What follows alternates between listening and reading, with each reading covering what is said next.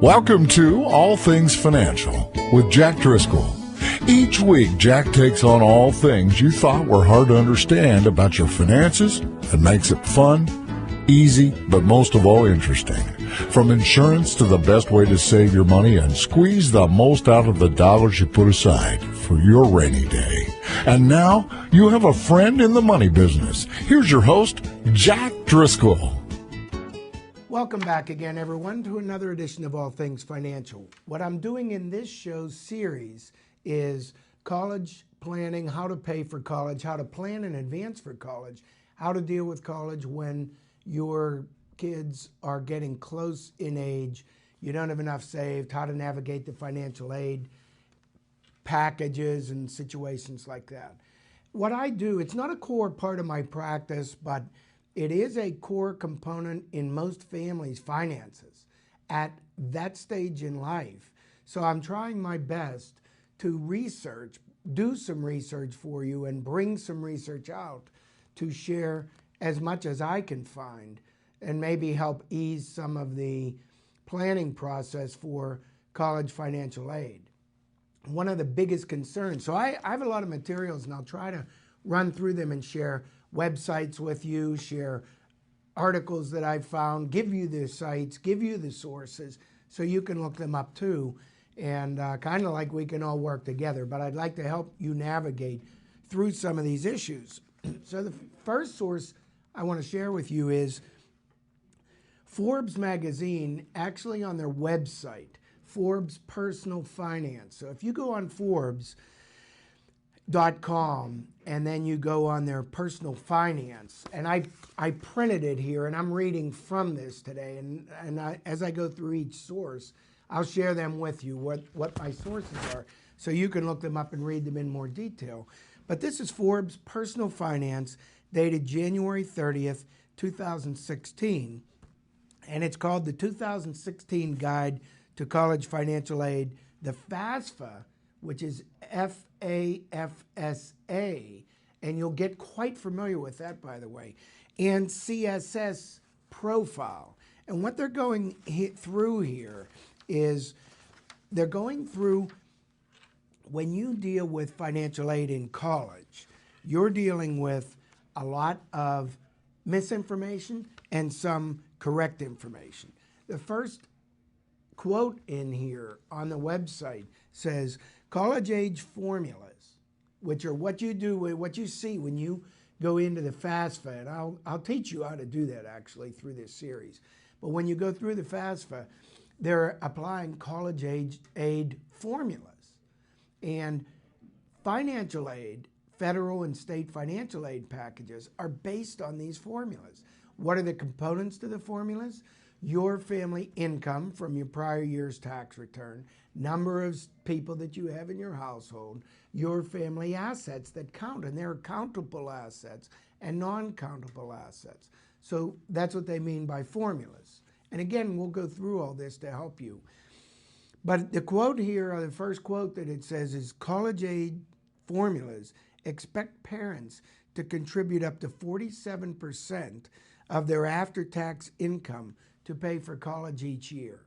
So they do still expect the families to contribute a lot, up to 47%, even if you have financial aid packages. Now, I'm going to caution you again at the beginning of this show what I cautioned you last week. Be careful of when you hear financial aid, because in this quote, you would think you're expected as a family or parents to pay 47% on average, with the rest coming from financial aid, which is what this quote is implying. The problem is financial aid, by definition, includes loans through the federal government and federally subsidized loans. I don't really know whether I call that financial aid. I call that financial lending. But when I think financial aid, and I think when you think financial aid, you should be thinking, I pay 47%, they pay 53%. Or however you want to break that down, aid is someone else helping you pay the expenses. Loans are you taking on the burden, but you're still paying the expenses? So you may be paying 100% of your college fine of the costs of college and not realize it. So here you're going through saying, what can we afford? What can we afford? And you forget to realize, wait a minute, that's what can we afford now. The rest we have to pay later. Be very careful about this, folks. That is what caused, single-handedly, in my opinion, what has caused the student debt crisis today is the lack of what I just said. People were not aware. Financial aid was not financial aid. It was financial loans. So many parents and many students were saying, we can't afford to put our kids through college. And then here come these financial aid packages, and they say, we'll take care of $20,000 or $30,000 of it for you. You'll only have to come up with $10,000 or whatever. So parents would say, okay, honey, you could go to school. You could afford to go to school, the school you wanted, and you get through and you're out of school and everybody owes all these loans back. And it's, wait a minute, we couldn't afford to do that then or now, but no one really explained that. So when you hear financial aid, you need to break it out. Grants, scholarships, and loans. Those loans are pay now or pay later. So don't be fooled by those as being a financial aid package, because in my opinion, they're very dangerous to consider college entrance and college admissions based on future loans. If you can't afford to pay them now, you won't be able to afford to pay them later either. That would be my rule of thumb. If you can't afford to pay them now, I don't think I'd take them on. So back to this 47%, and the other area is in these formulas for financial aid. This Forbes article says, again on the website says, parent income is counted 9 times more heavily in college aid formulas than parent assets are. Now what that means is, I make too much to qualify for financial aid, right? And a lot of people tell me that. Or I own too much to qualify for financial aid. And a lot of people tell me that. But here we have some statistics that are showing, or at least this quote out of here saying, parent income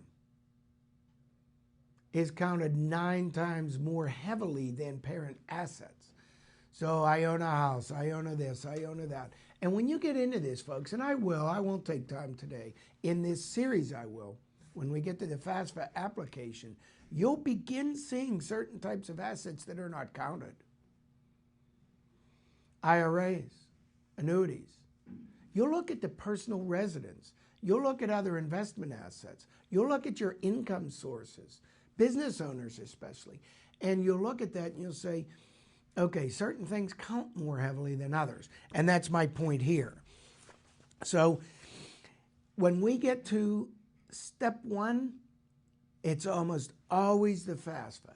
The deadline for every college year, like if you're looking at what do we do for next year, you look at a June 30th deadline date for filing for financial aid. But the earlier you file, there are federal grants, federal loans, and what happens is state grants and state loans. And then what happens are at the institution, the universities, grants, scholarships, and loans. So you have different levels. Well, they get used up, folks. So people that apply January 1st, they already have everything in good order. They get their applications into the colleges. They get their loan applications in, their FAFSA is in, all their documents are in. They have filed online. They have filed through the schools. They have chosen which schools are their top priorities. They have talked with the financial aid counselors. They've done all their research prior to the beginning date when you could file. They're already done by the opening of filing date, which is normally January 1st, and boom, their applications are filed. Guess who qualifies potentially for more aid than those who filed close to the deadline in May and June? Well, the ones in January. Do you know why? There are only certain amounts available. And when they're used up, they're gone yearly. There are only certain amounts of scholarships available. There are only certain amounts of grant monies available. So when those are used up, Pell Grants, all these grants, the state grants, federal grants, and again, I'm talking at the university level, grants and scholarships, they get used up. First come, first served. So be first ones in. You'll look at college as an airline. When we go on an airplane, the person sitting next to you might have paid only half of what you paid for virtually the same seat. It might be worse than that. You might be in the center seat and they're on the aisle or they're on the window and you paid double. Why? Because you might not have known the system. What's the system? Hey, in airlines, you go and you price a one-way ticket instead of your round trip that routes you through Chicago. You look at a one-way to Chicago and then a one-way from Chicago to Dallas if that's where you were going. And then you look at another one-way back through Washington, Dulles, and a one-way to Pittsburgh to return, and you might find you just saved 30% off your fares. Well, that's just an example of how complex the world of finances is, not just in college financial planning, but in all of financial planning. So to be helping you get the most of all your money, these are the types of strategies that you look into. Well, it's the same for college aid. You look at college aid versus college lending, and you look at early in versus late in, and you just qualify for more aid that potentially that you don't have to pay back versus aid later that is exhausted, so your only resource might be loans that you do have to pay back just by not knowing how to play the game, really. Now, what we do when we get into applying for financial aid, I have some other articles, U.S. News and World Report. Forbes and U.S. News and World Report on the web have great articles for college financial planning. And U.S. News is www.usnews.com/education will get you there. But just do .com, put a search in college or whatever. And they have here an article that I printed from the website. It's dated October 13th, 2015, and it says, paying for college, 3 changes to the FAFSA. So if you see that here online, the FAFSA, 3 changes for college students to understand that are just coming. Number 1, and here's what some of those early entrants have learned. Number 1, older tax data will be accepted. Because, you know, when you get into the FAFSA, that's your application process for college financial aid. You go on to FAFSA, and I'll teach you how. Don't worry about all the details yet. And what happens is, how do you get, when you start on the FAFSA, and it asks for you to enter the information for your prior year's tax return? How do you do that on January 1st? You don't even have your W-2s and 1099s yet, let alone your taxes prepared. You don't get those till the beginning of February or the end of January. So how do all these wizards beat you to the punch and get in already? Well, it's because they know some of these things. They are estimating their income and their expenses that are required for the FAFSA because they know these things that older tax data is accepted. The current FAFSA filing system, it says in this article, requires students and parents to complete the federal form as soon as possible after January 1st. And it says typically before they have filed the previous year's taxes, which aren't due until April, right?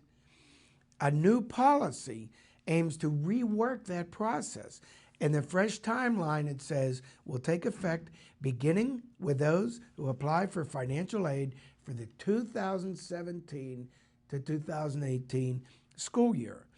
Applicants and their families will be able to start the FAFSA in October of this year, 2016, using the same data they reported on their 2015 tax year.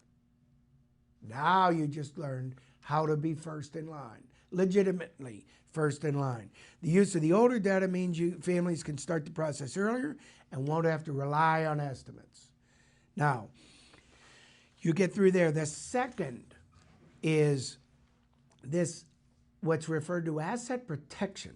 And it says in this article, asset protection will plunge. When parents report their financial information on the FAFSA, a portion of their assets, which I just referred to, certain savings and investment funds, are not counted by the federal government toward the amount of money they're expected to contribute toward their child's education. That can mean a higher federal financial aid award than their student would otherwise qualify for. Remember, I said certain things didn't count, the IRAs, annuities, things like that. However, this is a new change.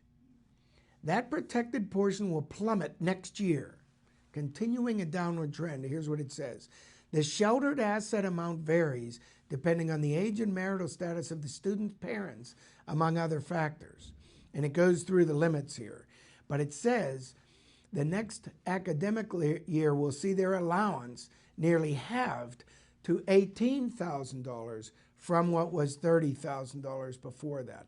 So this asset protection amount, we won't go into it today, but it is where certain assets are sheltered, they're tightening down on that.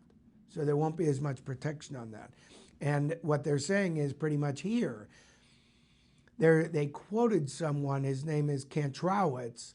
He estimates that every $10,000 decrease in asset protection that counts on the financial aid form cuts a student's financial aid availability or eligibility up to $564. So there are some problems. They're trying to tighten this. And I did see another article, which I did not bring today, which I meant to print and bring. There is a new, brand new from last week, that the government will be sending in the mail. I think it's over 400,000 people that currently are burdened by student loans that may be relieved of some or all of their student loan debt. So I went on to read the article because I thought, wait, who's that help? Of course, we want it to help all of us. It's for the disabled. So eligible disabled people saddled with student loan debt, they are looking to possibly waive or exempt them from part or all of their student loan obligations. So if you are disabled and if you are saddled by onerous student loans, especially federal student loans, call everywhere that you know. But it said that they are notifying by mail everyone who's deemed eligible for this potential, package to eliminate those loans. My concern is if you're moving around and they can't find you. So I want you to make sure you have good forwarding addresses if you're moving, or where the last addresses were when you applied for financial aid, because they might not know how to find you. So I want you to contact your student loan sources wherever you're paying your loans if you're disabled. And I want you to take this step of asking them, hey, I saw on TV and I heard on the radio there's possible relief for someone on disability who's burdened by student loans, that they may actually be waived or exempted out. And I want to know where to inquire more about that to see if I'm eligible, you would ask. So I thought I'd share that with you. Now, another area about this, in financial aid packages, when you apply, like I'm saying, and I'll teach you how over the next couple shows, to apply for financial aid at the universities, picking your universities, how to enter them in, how to do the FAFSA. You have a deadline up until June 30th. So you get your financial aid package and you look at your top 3 colleges or universities and you see package number 1, package number 2, package number 3. So you contact the universities even and you say, what's available for me? What's available for the loans, what's available for the scholarships. Do we qualify for any scholarships? Do you have any private? Can you look this over and see if there's anything more that we can do? Is what you're really doing. And so they look at it if they're not swamped, and they talk to you over the phone. And this is, you could go through your high school counselors too to try to get some help on this, because they may know some people. You get to the universities, you can appeal their financial packages. And that was in a U.S. News article also. This U.S., and I show it to you, you probably can't read it, but these are resources. It's not that we as financial planners know everything. It's that we go out and research everything. And so that's what I'm doing for the sake of this show. I'm researching as much as I can to try to bring to you a better understanding of this college financial aid process than you might otherwise be aware of. So this is usnews.com again, and you could do the search if you want, 5 strategies for appealing a financial aid package. And it goes in to say here, number 1, don't call it a negotiation. So don't call them and say, I want to negotiate the package. So they're trying to have you smooth the people up there at financial aid, that you're not trying to get one over on them. But isn't there anything else that you might be able to do to help us come to your university instead of the other? Because we really would rather have come to you, but it's just off enough that we may not be able to do it. So then you're ready, and you go to the contacting financial aid office, which is number two on their list, and there are needs-based programs. Now, that's the first time I've used that term. Needs-based is different. And most programs for financial aid are needs-based, but not all of them. You look at some, if they want your student, sometimes they don't care how much you make, how much you have. They are going to give that student a scholarship. So, but these needs-based programs, you need to provide documentation and things like that of any financial changes, et cetera. The third point it goes on to say is reach out to the admissions office. Most only go to the financial aid office. But this article goes to point out, get to the admissions office too. Reach out to both of them and get them working on it. And another caveat here is they're saying, don't just look at your first year's financial aid. Most, or many, I should say, colleges bump up the first year's financial aid, and it does not continue through year 2, 3, or 4. So you're trapped because now you're in the university. You thought that financial aid package would continue for all 4 years, and it doesn't. So don't be blindsided. Check that in advance, it goes on to say. And then use a competing offer. I do that when I shop for cars. Do it when you shop for colleges. All right, folks, we're out of time. I have a lot more here to share with you. I have all these kind of resources. I'm going to continue bringing through these shows to help you through the college financial aid and college financial planning and just funding. How do I pay for college quagmire here? But again, we're out of time. We'll be back again next week. I appreciate you tuning in to another edition of All Things Financial. Securities and investment advisory services offered through SagePoint Financial Inc., member FINRA SIPC, and registered investment advisor. Insurance services offered through Driscoll Insurance and Financial Services Inc., which is not affiliated with SagePoint Financial Inc.